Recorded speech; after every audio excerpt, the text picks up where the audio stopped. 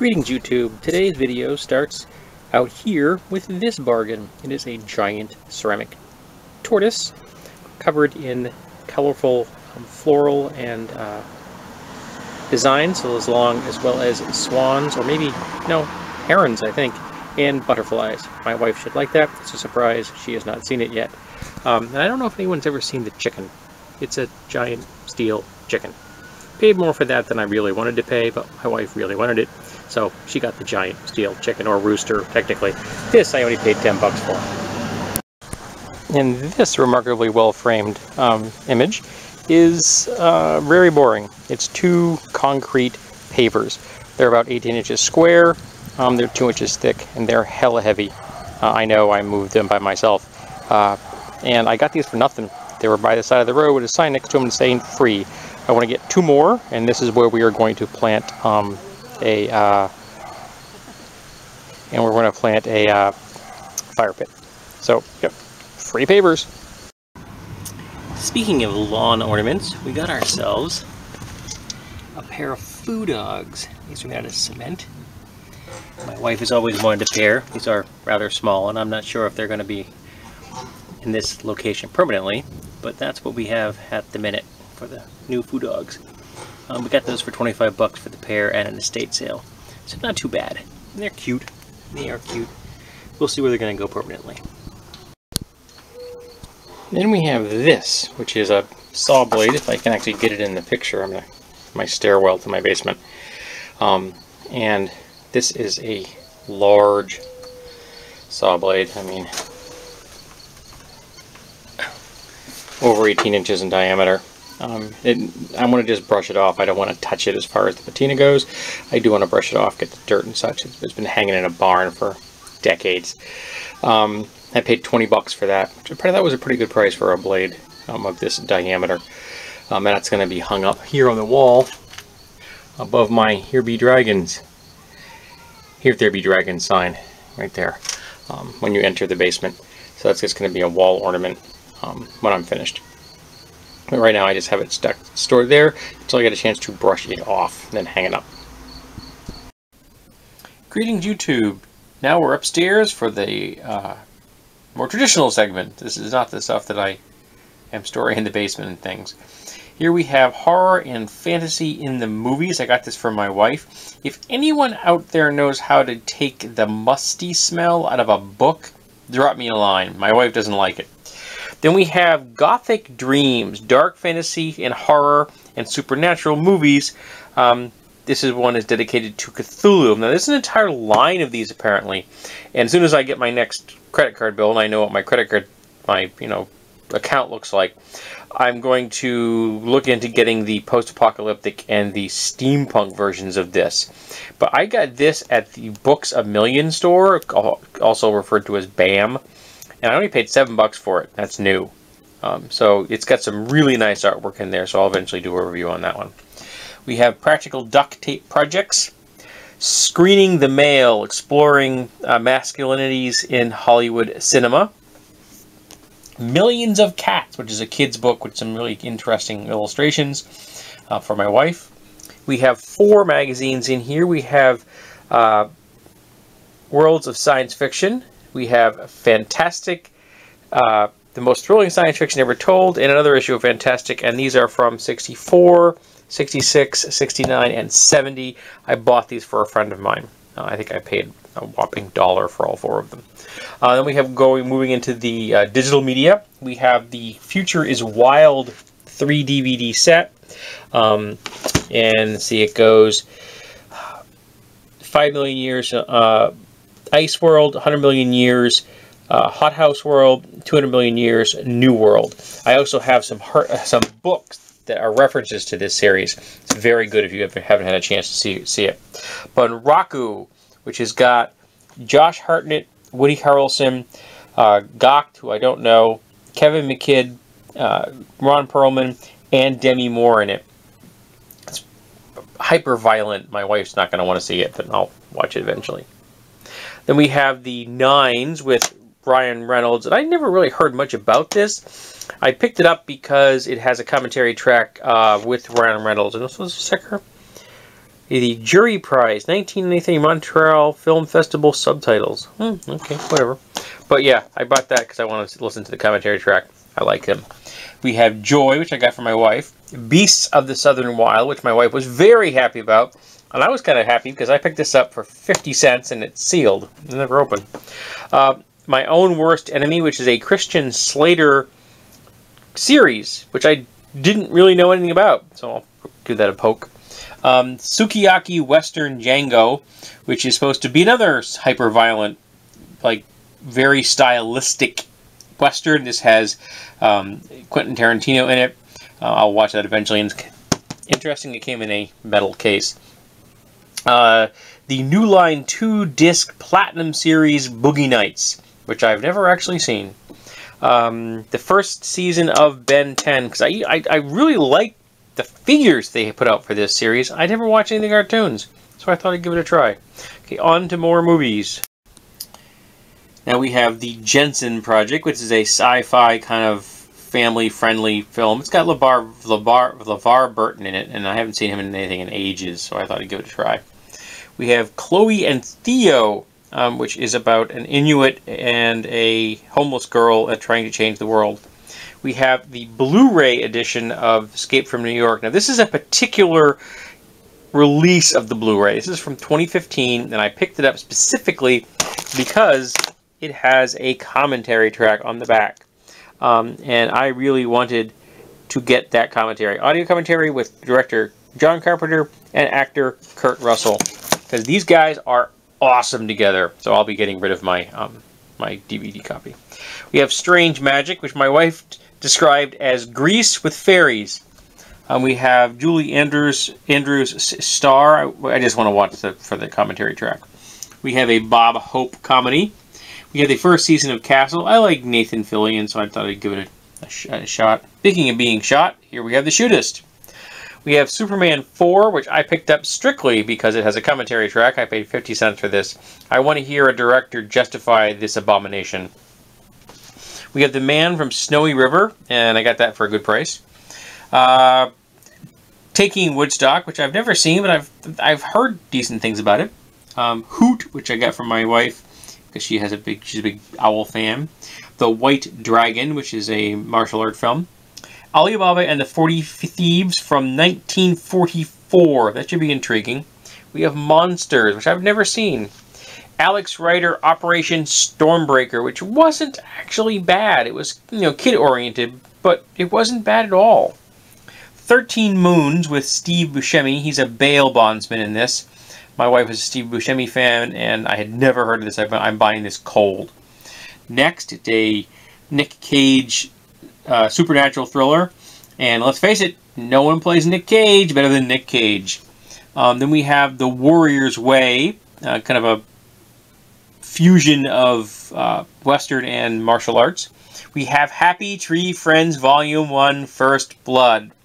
Over 2 hours of bone-crunching material. We have Horror of Dracula, which is the first time that Christopher Lee ever portrayed Dracula. Interestingly, he only had 13 lines and he was only on screen for 7 minutes. Then we have The Big Bang, which is an R-rated action film with Antonio Banderas. And again, my wife would probably have no interest in that. Then we have Hank. Now let's see if I can get Hank to work. Do it just right. There we go. And he pops up. Picked that up for $3 at Books A Million for my wife because she likes Hank. Then we have The Creature from the Black Lagoon. This is a Funko like blind box kind of toy. I did not pay blind box prices, but it's cute. My wife is a big fan of the creature. Then we have this bell, which needs a clapper, but if you strike it, it's got a really nice tone. It was $2, and I'm probably seeing if I can get myself a large brass nut and make a clapper out of that.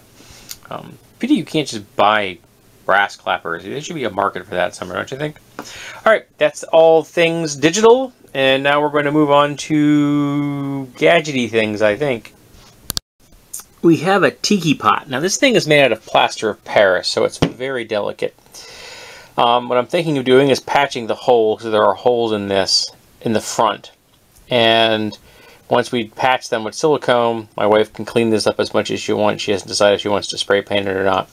And I'm thinking maybe we could seal the inside with resin to make it waterproof. We'll see. And also make it structurally more sound. And then use it to put a pot in. So this would not do anything other than be decorative. And we have some interesting items I found at a estate sale. This is some kind of a mallet or a masher or something. It's got a weird hole here. So maybe it had two handles at one time.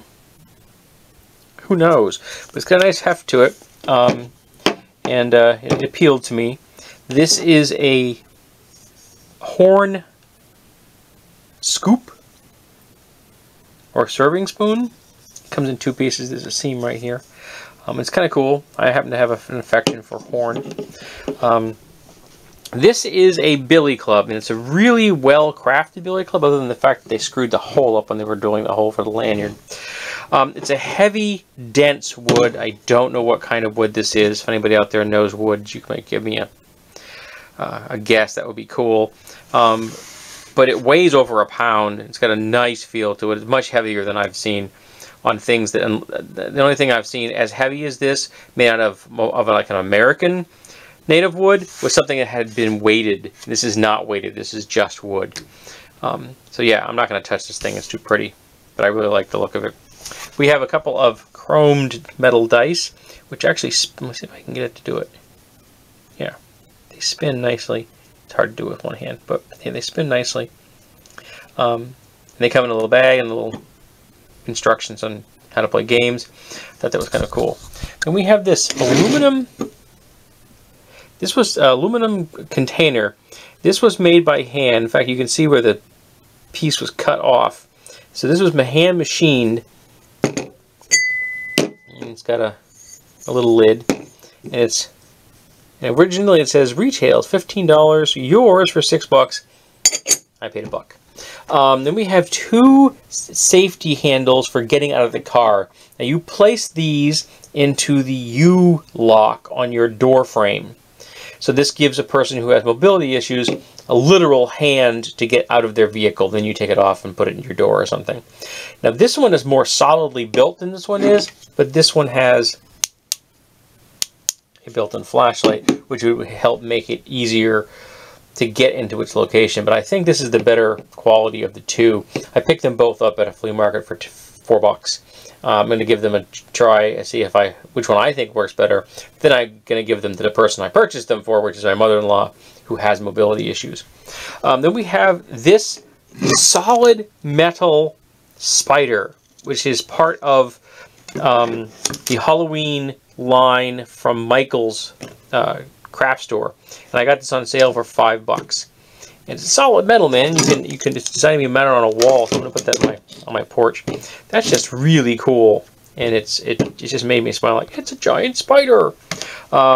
Speaking of creatures, we have a Cambrian Life Tube, T-O-O-B, which I got on sale for $6. So that'll be in a video eventually. We have this sleeve for my Chromebook. Not only do I like the sleeve itself, but the foam in it I think I can find a use for. And I paid all of $2 for this.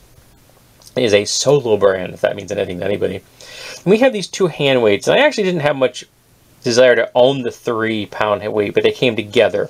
Maybe I'll find a use for it. What I wanted was this 2-pound, because that's nice and thin. So I'm thinking I cut off this, leave the coating on here, cut this off, and then grind an edge on this and make one lethal striking device. And then we have a rain gauge, whoops, I got from my wife, so she can figure out how often she should water the lawn more easily. And we're just going to mount this outside so we can gauge the rain. And it was on sale for $3. One more section of tools and such. Last section. This is a little boring, but these are square drive fasteners, which is my preference. A couple of these are in this little bag. They're Phillips heads, so I'll probably just donate those. But these are all square drives, and I happen to really like square drives, and I paid $2 for that with the containers, so you can't beat that price. We have a couple of tool handles, which I could have actually purchased the tools that came with them as a gardening ads. But I just wanted the handles. And originally they were from place Stan's Sport. Not sure why Stan's Sport was selling these, but they were. And I paid, I think, $2 for, or like that, for both of them. So, and I'll do a matching something with these. I haven't decided what it's going to be yet. But they're a nice size. They're a good size. Solid. We have this here, which I believe was originally designed as a metalworking tool, possibly leatherworking, but I'm not positive. I'm going to use it for, you know, bending, crimping, shaping things. And I picked it up at a thrift store for like $3, I think it was. But I'm like, that's cool. I'll find a use for that. Then we have a Ames True Temper 24-inch double claw pry bar. Because I went to do something in my house the other day and realized that my nice pry bar, which is nice and large and would have helped me in that moment, was in the basement. Because I use it down there. So I'm like, well, I need one up here. I need one up here where I live. So I picked this up for $2 at an estate sale. So I'm like, okay. We have this, which is designed for carving food. You like stick this in there and you can carve food because it doesn't move. And I'll find a use for this. I'm quite sure what it's going to be yet, but I got it for like $1. And it's vintage. I don't know if it's antique, but it's vintage. We have a solid brass oar lock. I really like the shape of that. I'm going to do something with this. I don't know what. Maybe make a staff or something. Set that on the top. Just to be cool looking. Because it kind of looks like the Omega symbol. We'll see what I do with that. But I got that. I got these 3 items here for $2. Because you needed to have 3 items to get the deal. And this is some kind of a tool. And it was heavily used. Because I don't think that was the original shape.